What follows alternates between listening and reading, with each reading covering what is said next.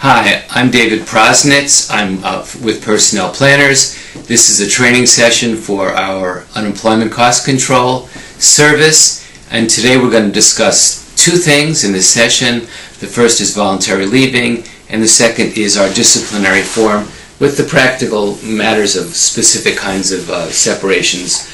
We'll discuss things like absenteeism. Let me first say that we're not trying to play gotcha here. We're not trying to catch people in wrongdoings to let them go.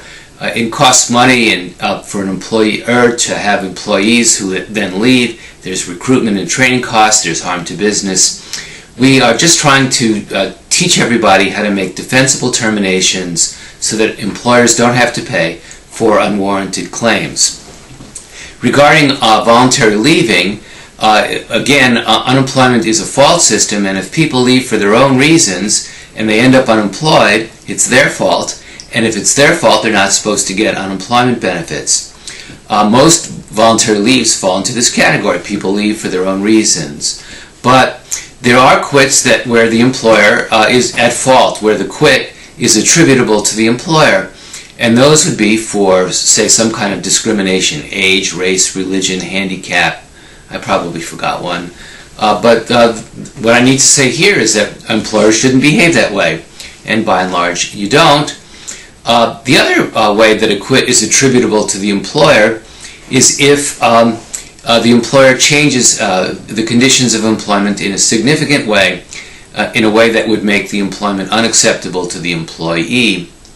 And there it would be things like changing hours to times when people can't work, or informed you at the time of hire that they wouldn't work. They wouldn't work perhaps on a Sabbath, on a Saturday, and you made an agreement at the time of hire that you would not ever ask that of someone, but then you say to your Seventh-day Adventist employee, you've got to work Saturdays. That person quits. They'll collect unemployment benefits. If someone has the same kind of restriction relating to children, child care, or the care of an elderly parent, where they restricted the hours that they would work, you understood that, you changed the conditions of employment, they quit. The quit is attributable to you. It gets tricky with regard to changing hours and also to demotions and reductions of pay.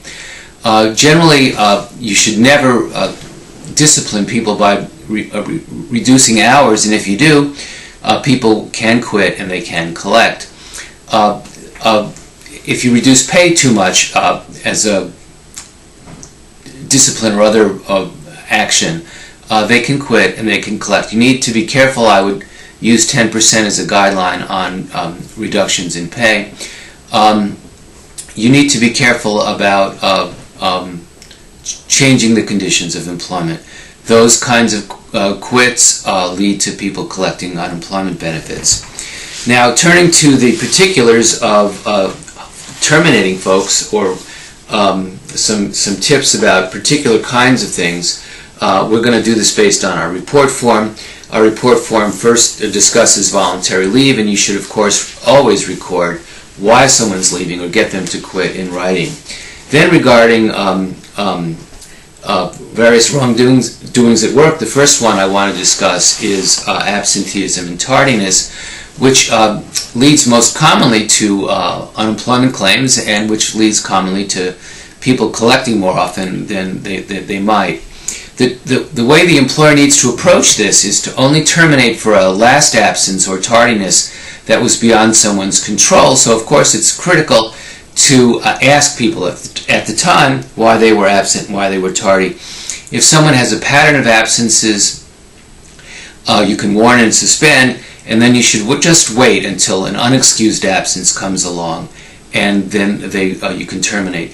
You should never go contrary to a doctor's note, because if you do, you're going to lose.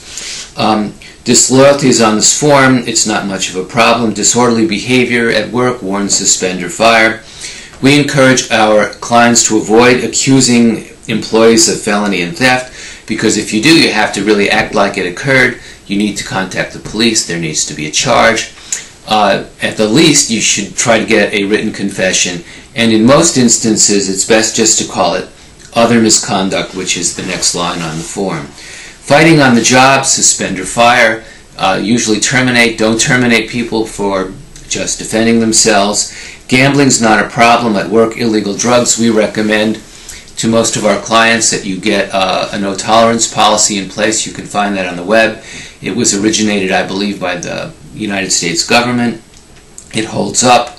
You shouldn't tolerate illegal drug use or being under the influence of illegal drugs at work. But you do need proof. You can't just fire blindly. You need proof, and proof can take the form of medical testing. And probably you should have some relationship with a medical testing company. Insubordination, warn, suspend, or fire. Turning now to alcohol, if people come to work drunk, obviously you suspend or fire them. And if they're alcoholics, they need to tell you, otherwise you don't know. If you don't know, you can't take that into account. If they've told you, you need to understand that alcoholism is a disease, and as a disease, it's not their fault. So what we recommend to employers is that you have rehab programs that you send people to. When people return from the rehab program, if they continue in any way the being under the influence at work, then you can terminate, and you will not be charged in most states for the unemployment. Procedural rule violation is a nice general category. Refusal to do work, warn, suspend, or fire. And the rule with weapons is never terminate anybody who's carrying a gun. Of course, you should remove the gun or the weapon and then terminate. We have this form set up to have a date, a time, and a place, and of course every wrongdoing has a date, a time, and a place. But what's really important is the details. The proof is in the details. When you write this up, don't just say so-and-so had an argument at work and we terminated. Say, so-and-so had an argument with Susie Miller. It was about her boyfriend. She said the following, and then quote. Be detailed, be specific, because that's where the proof is. And then we'll have some basis for showing. We'll have given a picture to detail the circumstances that led to the termination, to show that you were reasonable and that this misbehavior occurred, and that you had that it was proper of you to have terminated for it. Then there's the dates of prior warnings. Employees should always be shown the form, and if they're being warned and they don't know what to say, they should say, "I'm sorry," and it won't happen again. There's a signature page here, and the signature page has a place for the supervisor. But from our point of view, the witness is the most important. We need a proof, and the proof doesn't necessarily come from the supervisor, though it can. The proof comes from the person who actually witnessed the wrongdoing. Make sure it's signed. Make sure you then meet with somebody. Of course, at the time of the separation, and get the employee's signature if you can. It only means that they're acknowledging receipt of the form.